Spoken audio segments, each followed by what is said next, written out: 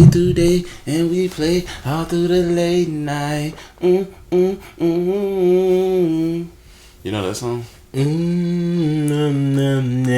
Yeah. That's how I feel right now. It's a late episode. Kid Cudi with the Homes, man. If you don't know, you undefeated. You just don't know. You know what I'm saying? I'm sorry for you.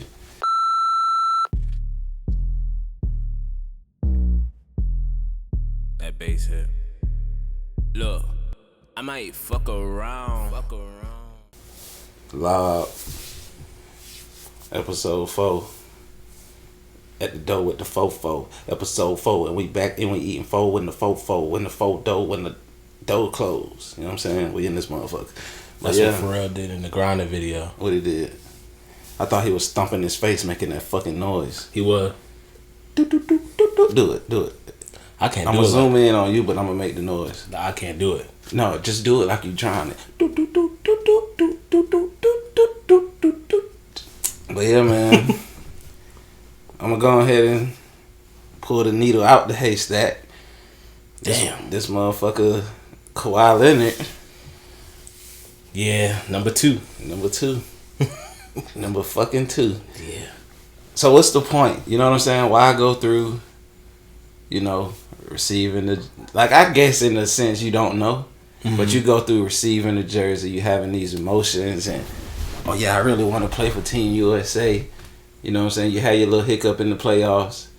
You take, about a month or 2 off. You come back, you looking good, working out, all that shit.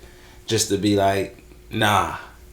Yeah. Not even just saying it was just his decision. But the coaches, like Tyronn Lue is his coach, but he coached on the Team USA joint too. You know what I'm saying? So it's like, as a group, we decided that, nah, you're not going to play. You don't think they knew that from the moment he got hurt in the playoffs? No, because I don't think nobody knows what Kawhi does when he's not around. Yeah, that's true. The players, I'm not even sure if he's around the players. He's a mystery. You know what I mean? He's definitely a mystery. So they probably always thinking like, I wonder how Kawhi gonna look when he get here. And personally, just like run down like a small little resume of Kawhi. Kawhi won his first championship with San Antonio Spurs. 2015 or 14? I think it was 2014. 14. Yeah, and with one of the greatest coaches of all time. Yep. Great team. Same nucleus from almost close to the 90s. Same team that lost to the Heat the year before. Mm-hmm. So he wins that ring and, was MVP. Goes through the injury bug and feeling disrespected. Gets moved off of San Antonio Spurs and goes to the Toronto Raptors and wins some may argue, a lucky ring. Or some may argue a tough ring, but however you look at it, it was very fortunate ring. For sure. That ring... All things considered, for real. Mm-hmm. Like, when you think about the shot, when you think about the way it all lined up. Everything lined up for him. It was very fortunate. Yeah. And he was able to get his new contract with the Los Angeles Clippers based off of these last couple of years, and some of them he wasn't really playing. And, you know what I mean? Missed a lot of games. It's potential base. And then he gets to the Clippers, same thing happens, but I think to fast forward a little bit, because we all know where he is now, he's still on the Clippers, same thing has been happening. To fast forward right now, I think Kawhi is definitely on the downswing. It has been for a very long time. But I'm not even sure if he ever got a quite like an upswing because of the fact that he's always been in and out of the lineups. And we had this conversation about Porzingis a while back where I was like, somebody can average 25 points from playing 10 games. You know what I mean? As long as they got that. As long as they did it. They got to do it, yeah. And on the record, when you look at it, if you just look at that stuff on paper, that number doesn't change from this season to that season, but he only played 10 games or whatever the case may be. Not saying Kawhi Leonard for sure. But then now here we are. He's older. The Clippers thing didn't work out. And we'll talk about Paul George and all that. He's staying. Well, he's from there, and that's not even a surprise. You know what I mean? No, it's not a surprise, but it's like... But he's... Remember, I was saying like these dudes been going back home, but when you go back home, it's almost close to a retirement type of plan. You know what I mean? Like it's definitely future thinking. It's but sure. What do they do? And not to caveat so quickly into free agency, but they didn't really do nothing in free agency other than sign James Harden. Yeah, and keep Russ. I think the main focus for the Clippers is the arena. That too. They want to be their own, having their own entity, and sure. Having a name there to start it off. Shadow. Facts. Yeah, for sure. So I think business wise and long term, we looking at Clippers only put emphasis on this new era that's going to begin whenever they move into that. Does the new era begin with Kawhi? No, or he kind of like he could be the usher. Do they get rid of him? Do they trade him at some point in time? Does he ask out? Well, he don't want to miss that paper. Yeah, you don't want to miss that history in that paper. You know what I mean? Like they was talking about should Blake Griffin get his jersey retired, and I think somebody was making an argument that he shouldn't because he didn't play in a new arena or whatever when it comes to fruition. But if anything, he's part of the revamp of the Clippers. If anything, making him relevant, Blake should be the first jersey retired. Yeah, as a Clipper, but in the new arena. But to usher it in, it should be somebody like Kawhi Leonard to usher in the new arena. James Harden is a ticket seller. These are the ushers. You know, the doors of the church is open. The ushers open the church doors, but they're not the pastors. So I think Kawhi's turning into an usher right now. You know what I mean? LeBron is too. You know, it's just for these newer, the next wave. Yeah, the next wave is being set up. These dudes really want to win still, but some of them can't. Some of them can't go like they used to go. You know what I mean? Got you. I got a question for you. Does Kawhi compete for a championship again? He can. I mean, if people don't go for the money all the time, I think anybody can compete for a championship. But a lot of people really be wanting that bad, bro. They do. You know what I mean? But it's like when you hear him talk, whenever he talks, it's like you would think it was just about hooping.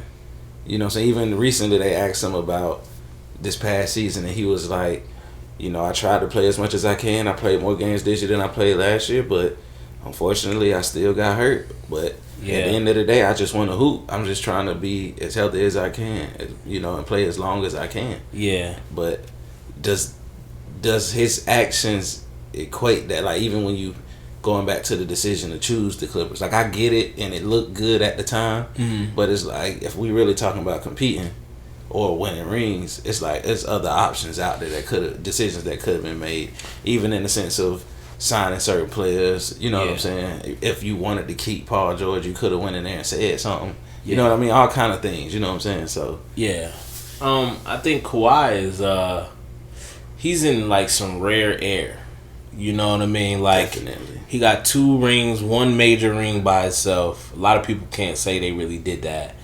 And granted, we already touched on, KD getting hurt, Clay getting hurt, all of that kind of stuff. Very fortunate. But he got it. And he got the bag, too. He already checked off every box. The only box he ain't really check off is the MVP. He ain't never going to get that because he can't stay on the court. It's too late. And he can't stay on that damn court. If he averaged 28 points next year and play like 72 games... and they gotta win a record, he's gonna be in the top. You know what I mean? Easily. But like, so I think some players like a Kawhi, I think he looks like a honest man with himself. You know what I mean? It was a lot of times that he sat out because he didn't feel it or whatever the case may be. Even if they was in good situations, it's like, I ain't gonna push it. I ain't gonna push it too far. And I think he's a real honest man with himself. So I think he likes to play basketball and wants to play, but not at a certain cost. Yeah. Not at a Kobe cost. I got you. You know what I mean? So, this will probably be it for him. It's safe to say he probably won't do the next Olympics or nothing like that. Oh, hell no. Yeah, he's done with all of that. Yeah, this is his only... He got the photo, though. I think, for the most part, as long as he got the photo. He had a new hairstyle and everything. Yeah, everything. He previewed a hairstyle. He came out looking different. That shit was going around more than... That's why some of the other stuff. That's why I think that they tapped him on the shoulder and was like, yeah, man. Because you don't do all of that. You know what I mean? You don't do this new sneakers. You outside of yourself. You don't do that. He outside of his body. You know what I mean? Yeah. But Kawhi Leonard. So hey, Great player, all time great. He just, it's really gonna come down to the health. You know what I mean? Yeah. That's the consensus. Do you agree with the Stephen A. take of him being like the worst superstar for a team and all of that because his unavailability to be on the court, and it's like he getting paid all this money, and you know people coming to buy tickets to see him, but he ain't never there. It's like, why would you want this guy to be the face of your franchise? Do you agree with that kind of tone? I think we gotta balance it out. So for the fans, you have an argument. For money, no, because you got people getting paid multiple millions of dollars that the play don't even really demand that. So it's not the money, but it's more so on the fans. I think if you're thinking as a fan, he is definitely, if he's your favorite, he's the worst person. Like me and Haley was going to go see LeBron James, and we went to go see him three times. One of the times he wasn't there. But if you ask her, she'll tell you like the whole time I'm gauging his is he gonna play or is he not gonna play? And then that next year I was like, oh, he definitely playing this year. He has to play this year. The record year, all of that kind of stuff was on the line. So I was like, I know he's gonna go into Michael Jordan's house, and I know he's gonna play there, and so get a chance to see him play. But it's like, so for a fan, I can roll the dice on LeBron and I'll win. But if you're a Kawhi fan and if you don't live in LA, you can hang that shit all the way up. Yeah. All the way up. Excuse me, I'm looking for this a tidbit of information, but yeah, continue. I don't want you to think that I was. Oh no, you good. I was just on the Kawhi thing, just looking at how it all plays out, and you know, with the Stephen A. statement back, that was a couple years ago, and then, he did say that. You know what I'm saying? Ago, yeah. And for it to happen now in real time, outside of the NBA. Yeah. And it's like we talking about representing Team USA in a sense of not like a dream team. I don't want nobody to think I'm comparing this team to the dream team, but modern day, like, these guys are all like the guys in the league. You know what I'm saying? At least from an American standpoint. You know what I'm saying? So it's like for you to be a part of that and want to be brought in and to be excited, and everybody like, yeah, this is the American team that's finna go redeem, you know, all that bullshit. Yeah. And then it's like, nah. Yeah. I'm not gonna be there. You know what Magic Johnson say? Nah. Oh yeah, he was like that. I'm not gonna be there. And I couldn't tell Jeannie to her face. She know I love her. This nigga downstairs in the basement. Jeannie looking at her television like, this nigga Magic. They talking about what we gonna be doing next year to get better, said, and I'm like, I ain't gonna be there. I'm not gonna be there. LeBron is. Yeah. That shit was crazy. That was a crazy time. Kawhi drafted 16th pick. What year? 12? 13 or 12. Yeah. Somewhere like that. Lucky career, man. Great career.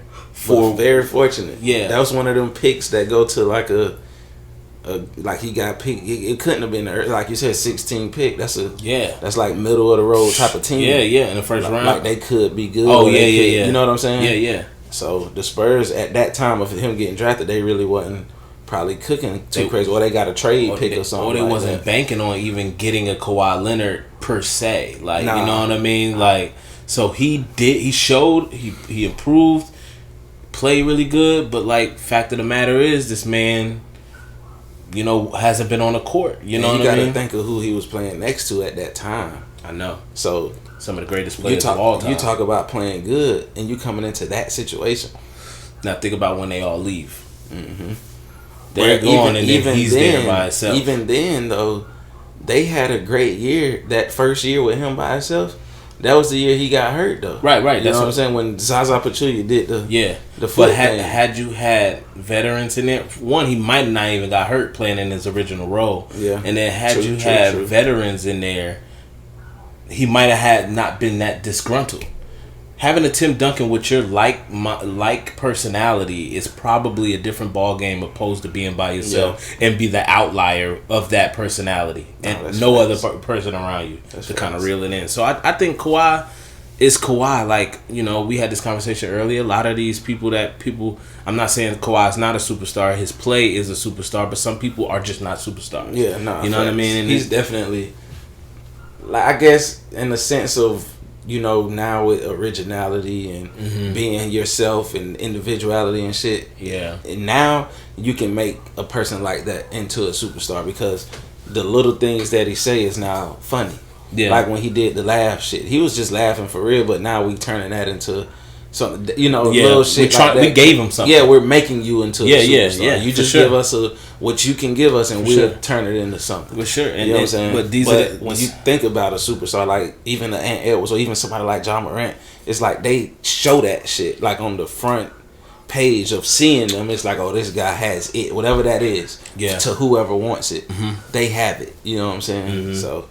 Nah, he's definitely not a superstar from that perspective. Yeah, so it wavers with somebody like him. Same way I feel about Jason Tatum. I don't feel like he checks off every box. That's why he with New Balance. Yeah, for sure, bro. Born.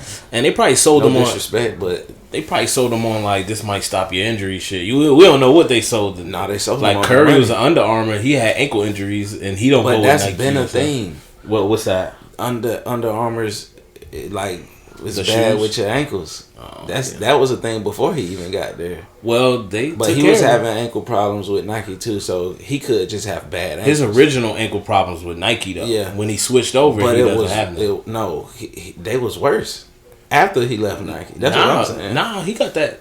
We gotta look at when he got that Under Armour deal, but I don't think he was getting hurt like that when he got the Under Armour deal. He got a few injuries after that, like ankle injury. Not big. It's an ankle, but it's like. Yeah, wear and tear, I feel like he tweeted something, but before that, he was out for a while. Like, he was definitely out. Monte Ellis years and shit like that. He was out for a while too during that time. But I do know, like, when he did switch over to Under Armour, and it was before the time where he was the signature athlete, because he was with Under Armour for a window, and then it was like, we're gonna give you your own shoe and all that kind of stuff. It was in that window where it was like. He was still having ankle problems and shit like that. Yeah. But, shit, he was having ankle problems at Davidson, too. You know what I'm saying? Right. So, it's like, that's just something that... I remember they talked about that when he got drafted. Was, his ankles and shit. So, that's just been some shit that's been going on with him. For real, for real.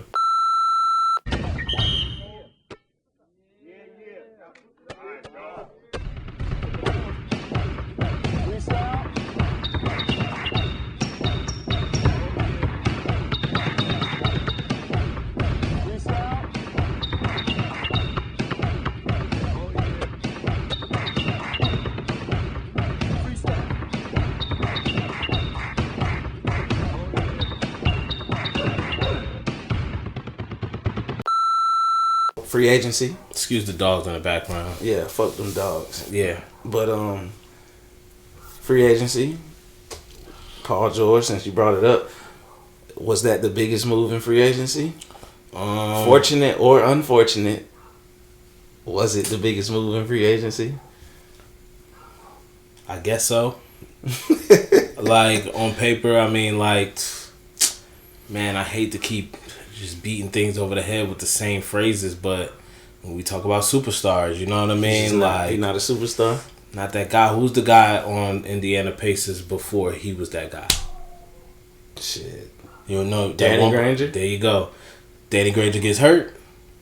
Paul George emerges. And I'm not saying that Danny Granger was the superstar. But all I'm saying is, like, some opportunities are taken, and and kudos if you take that, seize that opportunity. Yeah.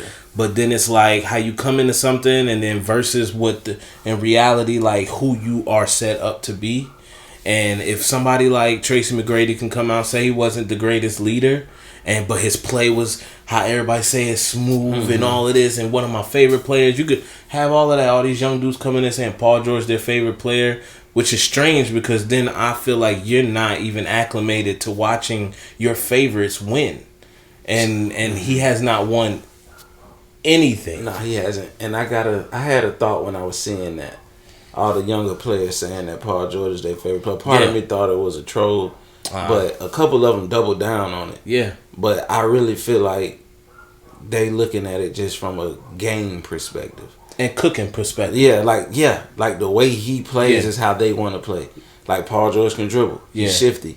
He can shoot. He can go dunk on you. He can play defense. He's 6'9". Yeah. So it's like that's like the ideal basketball player. Yeah. But it's something else that's missing that's keeping him from being on that next level, on that superstar level, from a play perspective. And you know what? The podcast don't help. Podcast P. Shout out Podcast P if y'all watching. I think Draymond Green is probably the only person. Draymond and Richard Jefferson and what's my man name? Channing Frye. Yeah. Are the only dudes to win championship rings while doing the podcast. Yeah. Everybody can't be doing no podcast, bro. Like, not during the season. Like, you know what I mean? Guess. Come on, bro. Like, y'all gotta set that up. You gotta come up with your questions. You gotta do your advertisement. You gotta do everything. You know what I mean? In order to do a podcast. Let alone trying to, like, he came out on his podcast and he started talking about his contract and what happened in the behind. You don't need. That's nothing that needs to be discussed at this juncture. See, I feel like it's yes, but when you're in that realm, now it's like people want to know. Yeah, but people. So it's like, but no, not in a good thing. I'm just saying you've created a situation. Yeah, for sure. You kind of have to talk about. For sure, it, you know what I'm saying? For sure. Not saying that you should, but when you have a podcast of that stature, and then you get on there and it's like, well, shit, why you ain't stay with the Clippers? Like, everybody's gonna want to know that. Right. You know what I'm saying? So it's just not good sometimes, man. Like, some things got to be shut down. You know what I mean? Like, or give it to one of your homeboys and let him, like, you know, do something with it. But it's like, I don't want to see Paul George get have a 3-game losing streak and then do a podcast and they ask him why you think y'all been losing these games, and I don't want to see him recording the day after they lost in the playoffs. Yeah, that's facts, man. You know what I mean? Yeah. I don't want to see that because that, to me, as a competitor, you know, I don't take losses too lightly. Even at one road, bro. Like, I lose, I'm trying to get back. I need that. You know what I'm saying? Yeah. So, on that scale for them, it's like, damn, we eliminated. Our season is over. And tomorrow I'm finna go shoot this episode to talk about how the fuck we couldn't stop Luka. You know what I'm saying? Like, you know, and some of this is on LeBron because it's like, you know, the whole it's just basketball at the end of the day. Yeah, I feel like motherfuckers carry that shit too literally. You know what I mean? I don't think that's on LeBron. Not on him. It's not 100% on him, but I feel like that saying. Yeah. People take that saying specifically for like, even Russ done doubled down on that shit a couple times. Like, at the end of the day, it's just basketball. Yeah. Kyrie was saying that even in the playoffs. Yeah. Like, it's like, how does it feel to go up 2-1 against the Minnesota? And he was like, well, in a few hours, it's not going to matter at all when I'm around my family. It's like, you know what I'm saying? Like, they really kind of hold on to that. I'm going to go a step to the left. And because you got me thinking about it, because I know LeBron said that on different occasions. It was a different occasion for sure. I'm going to be honest, yo. That joint started when all of the cop killings was going on in 2015.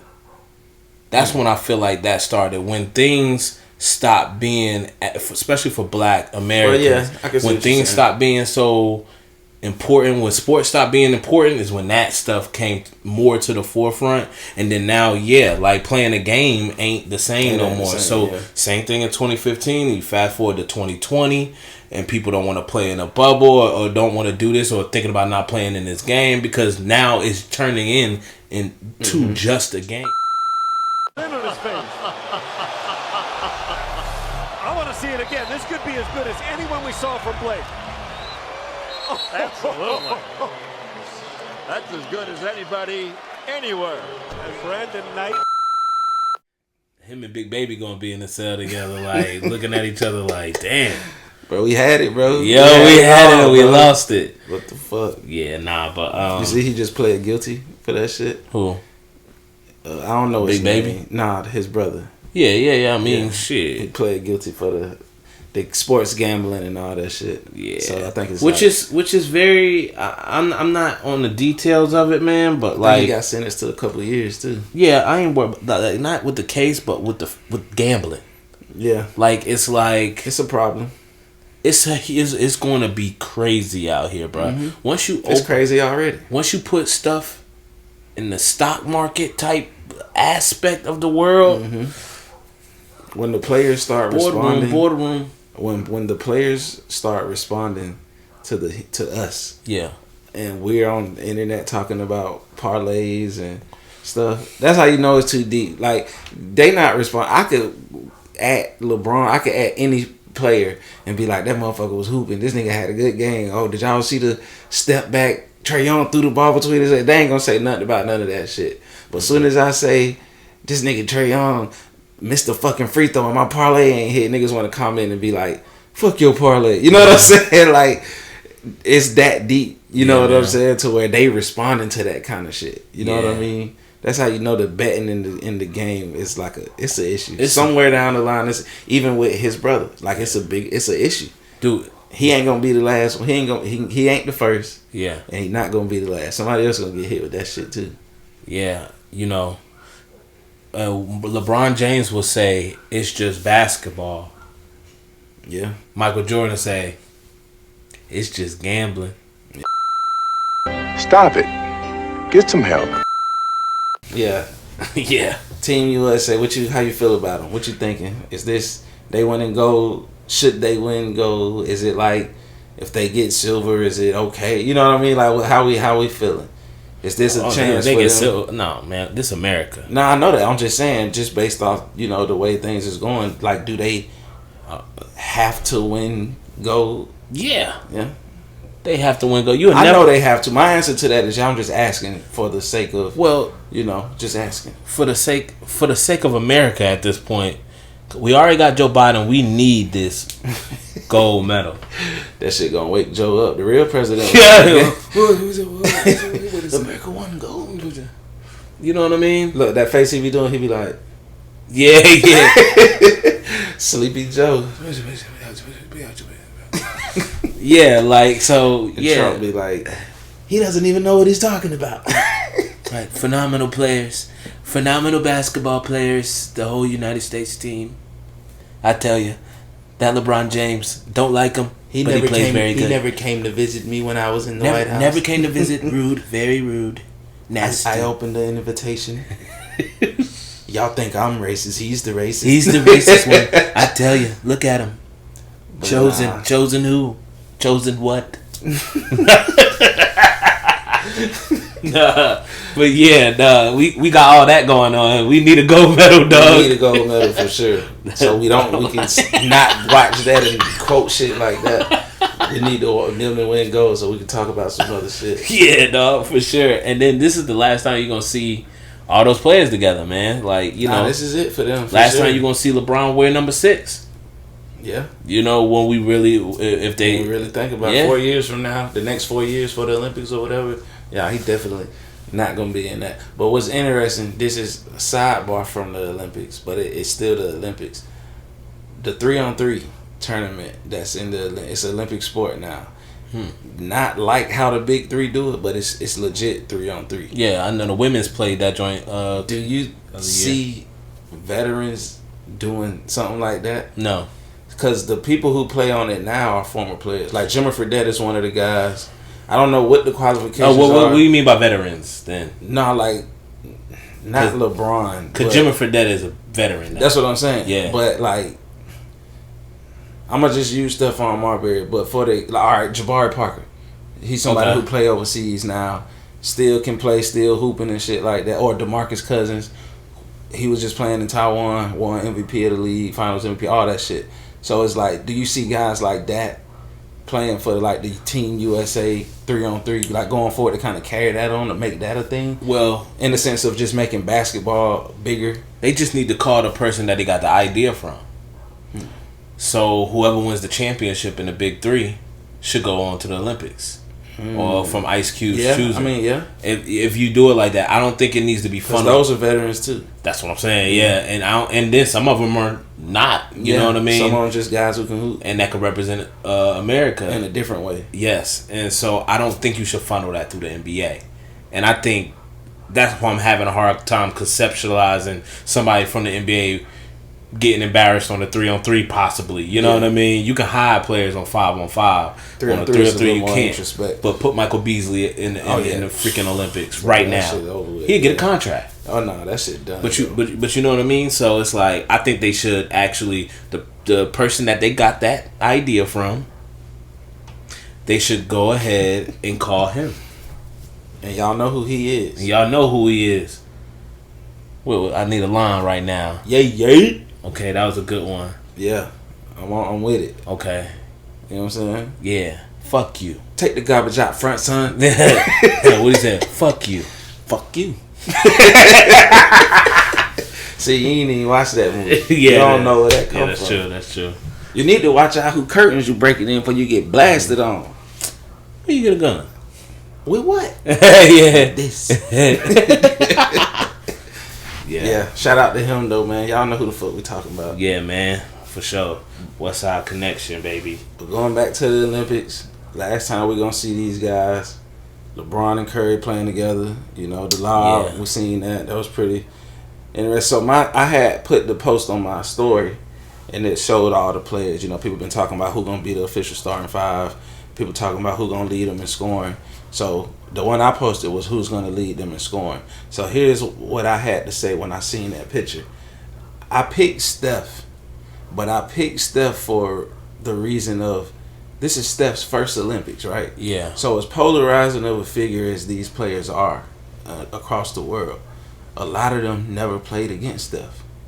That's true. They don't understand the magnet that he is. So, and this could backfire on me, but still be in a good way in the sense of helping them win. So it's a win-win for me if he don't score, but he draws so much attention that it's leaving shit open for other people. Yeah. Because, you know, when they play against Saudi Arabia and certain teams like that or whatever, they ain't never played against Steph. So it's like, just based off what they think they know, and he come off the screen, niggas gonna be trying to double and jump forward, or they not gonna know. And he gonna get hella shots off that shit, or the other end is gonna be when he catch it and they double team him, and that whole backside gonna be wide open for the pocket pass or the swing, the skip pass, and all that kind of shit. So yeah, I think Steph is probably gonna be he's the most valuable player. I think Anthony Davis is the most valuable player from last night. Just from a defensive standpoint. Yep, and playing behind Joel Embiid, who fouled out in 22 minutes. 12 minutes. Anthony Davis coming up with 11 and 10 and 4 blocks. Mm-hmm. And the way he was getting the blocks, it ain't safe. It ain't safe. It ain't safe. That's the one I think even scores the most, because if you're doing a pick and roll with Ant, and you doing pick and rolls with all these types of players like LeBron, all the niggas can make that pass. I wanted to tell you this last night. It's the same way Anthony Davis got that All-Star MVP. That's all you have. That's all you have to do to utilize him. Run that pick and roll. Keep dumping that joint into him when you get in trouble. And he get a lot of putbacks. That's what I'm saying. That's what I mean. He gonna have 4.46 points. Don't he got a 50? He got a couple 50-point games. He got a 50-point game. Don't he got? What was the one in the All-Star game? He got 70, 60 something. So like, and I just think it's the potential is there for that. Yeah, for the right. For that, yeah, they gonna lean on that. Not dude, saying he's gonna score 60, but it's like it was a noticeable difference once AD came in the game. Yeah, very. And then noticeable. if you put them in at the same time, like if you want to get big, like when they play against teams like the team, whoever country Jokic from, it's like other niggas that's 7 feet too. Yeah. So it's like you got Embiid and him in there, or even better, when Bam and AD was on the floor at the same time, it was really looking good. crazy. But see, that's to me, if that's not the starting five, that joint gotta be. I almost now don't even. Nah. He couldn't. AD, Kevin Durant, LeBron James, Anthony Edwards, and Steph Curry. That should be the starting five. Do you think?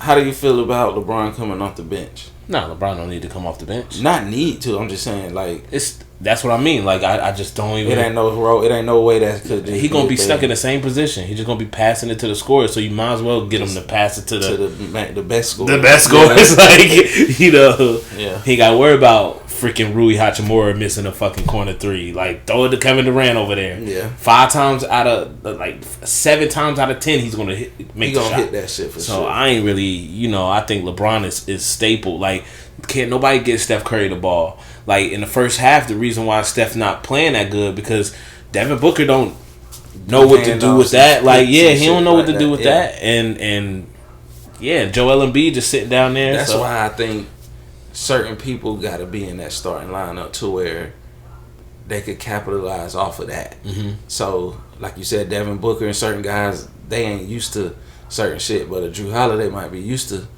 going to set a screen for somebody real quick. Oh, yeah, I forgot about Drew. Drew got to start and Edwards got to come off the bench. That's what I'm saying. You got to have some Drew that's going to counter Drew certain things. I forgot about Drew. Drew starts because and if it's a game where going defense, I'm going to get Steph off the ball, the defense. Yeah, and it's a game where it calls for more offense, then you can switch it. You know what I'm saying? Because Ant's still going to play defense too. Yeah. You know what I'm saying? So it ain't like you losing on both sides of the ball. You're not losing on no side, really. Yeah. You're gaining more because he's still going to play defense, but his offense is so much more better than Drew's, just like Drew's defense is a little bit more better than his. You know what I'm saying? So that's a good trade right there. Yeah, for sure. The one person who I was impressed with, though, we both kind of talked about it, was Tyrese Halliburton. And I remember when they announced the team, you know, looking at, you know, the people talk, you know, the media and shit. A lot of people ain't like that pick. Yeah. Some of them, now I ain't gonna say a lot of people, but some people was questioning the fact that he was on there instead of somebody like Kyrie or even somebody like Jalen Brunson. But after last night, he showed that he deserved to be there. I felt like he did. You know what I'm saying? Because Tyrese Halliburton is the Tyrese Halliburton of Derek White's. One of those. That's that was a good one. That's why he on that floor, because I feel like I saw him he took 1-3, but then there was this one time you saw him, he wanted to take it and he was like, that's what you need. Swing it, yeah. That's like him and KD playing with each other on the same floor will probably be crazier than Steph and KD. You know what I mean? Because he's gonna purposely find KD. Like he's gonna purposely, like, I need you to shoot. Because nobody want to see that jump shot, and he knows that. That's why he even on the wide open joints, he was like, "Yep, no, all right." You know what I'm saying? I was like, "Damn, bro, shoot that bitch." Yeah, dog. And so I didn't like it at first, and then after I seen him hit them loose balls, them tap ups, them steals, I said, yeah, boy. Yeah, he's out here. And it's a different thing. And I was telling Tron, it's not to say, like I said, I probably shouldn't have said the word ego, but we talk about the Jaylen Brown getting snubbed. Was he snubbed? Oh, man. What, however you want to look at that, right? But Tatum made a phone call. I don't know what happened, bro. I ain't gonna guess. But Tatum said, don't call him. And they was like, okay. Hey, whatever happened. He got tell him to bring me my trophy, and then I'll get him on the team. He wanted to show that I'll show you what the finals look like. Because Tatum was cooking a little bit last night. He cooked a little bit. And he was getting to the hole. He wasn't shooting them, jacking up them threes. Yeah, because you can't with Steph Curry, KD, Devin Booker. You can't shoot those shots when you're not the best shooter. Yeah, that's why I'm loving this team right now, because it's a reality check too. My thing is, you just why not play like that all the time? Like, yeah, you might be one of the better shooters on your team, but just in the sense of percentages, you're not even the best 3-point shooter on your team, and it's so easy for you to get downhill. Why not? You know what I'm saying? Well, one, he ain't got no hops, he ain't got no bunnies. And he got that straight. Tall, we talk about his straight back, and posture is everything, people. So you see these people that's real stiff back, it limits their games in certain type of ways. You know what I mean? Like if somebody can't go to the lane, and not saying if you can't do this, you're a bum player or anything, but if you can't go underneath the goal and curl your body and come up with a joint, even LeBron at 40 years old, still can do that. He can still do that, and sometimes you have to do that. Tatum can't do that. And he can't really just rise up on anybody at will, even standing at 6'10". Yeah. So it's like he a little limited going to the hole, but you can surprise people if your starting five done worked on him. It's hard to guard Booker running around trying to get his shot off, Steph Curry, LeBron James, and then you come in, you might as well just pick up where they left off. You know what I mean? And all this, the way the matchup was heavily in their favor last night too, size, everything. Yeah, but everything. Like when he came in the game, he put that bitch on the floor and went. He did to a crazy rim. move too. I don't know what he did. Yeah. But it's like, bro, like I was needing you to do that in the finals. Yeah, You wouldn't have been no question of who's the finals MVP if you minus 5 of them threes for at least attacking the basket. You know what I'm saying? So Kobe mindset though, man. We talked about it on the pod. That Mamba mentality. Being I'm gonna make one of these bitches. Yeah, you know what I mean. And it's like it don't always look good. And some people have revisionist history. I started liking Kobe later on in life. So my comments on Kobe is unbiased. You know, even though he passed and rest in peace and all of that. But Kobe shooting all those shots didn't always look good, bro. You know what I mean? And it's like. It's the same way when I see LeBron go 1 for 9 from the 3-point line. It don't look good at all, especially when you're not a shooter. Yeah, when you're not a shooter, and it's like it's okay to not shoot, and it's like you're not supposed to be doing that. You know what I'm saying? So why settle? Yeah, like, and then we can try to theorize. Is you trying to prove a point to say that we need shooters or do? You know what I'm saying? Whatever the message is that.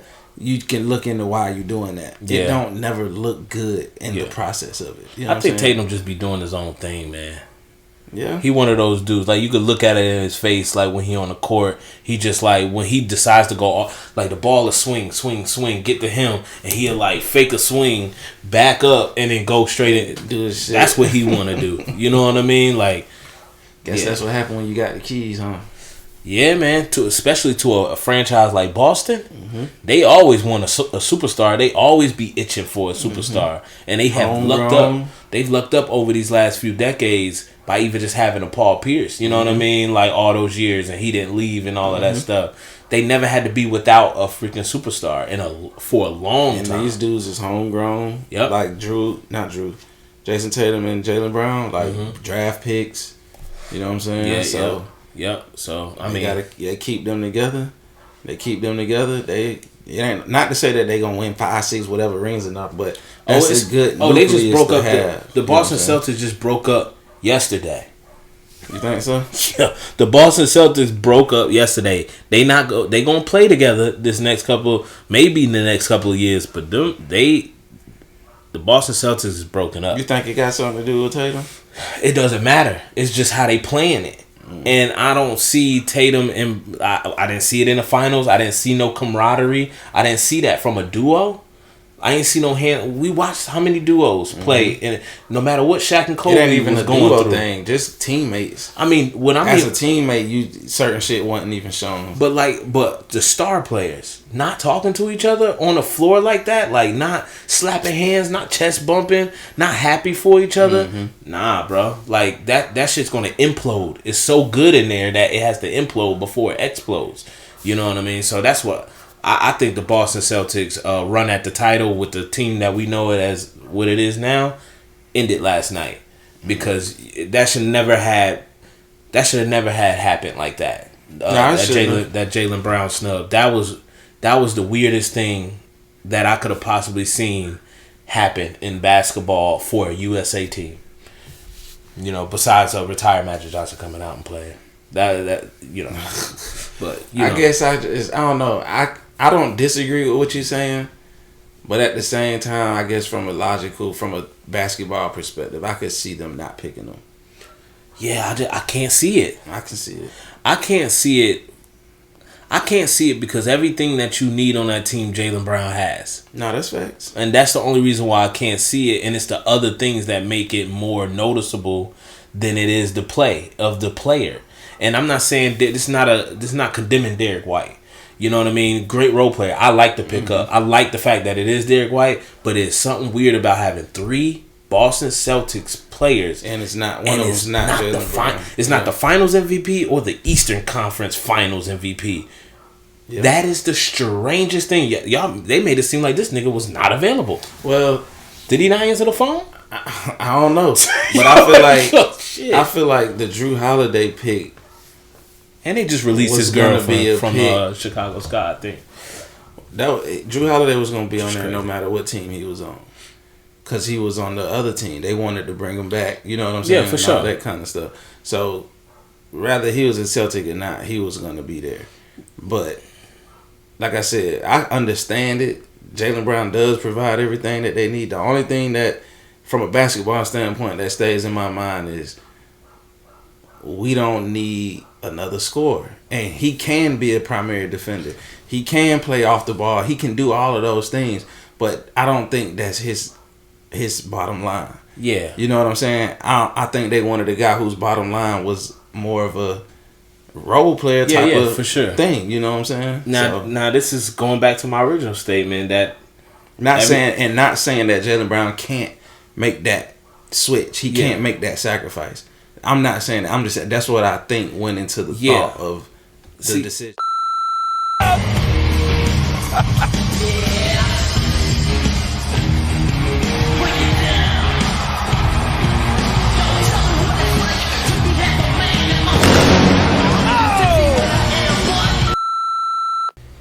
And that's episode 4 of the Lob motherfucking podcast, nigga. Y'all thought we was gonna be fucking done with that shit, nigga. We in this bitch, nigga. Fuck y'all talking about, nigga. I said nigga too many times. That's how Boss Man D-Lo be. It's okay. I've heard it all before. Heard it 1,000 times. I like to say it myself. How would you say it? I'll whisper it. Like just to get it off real quick.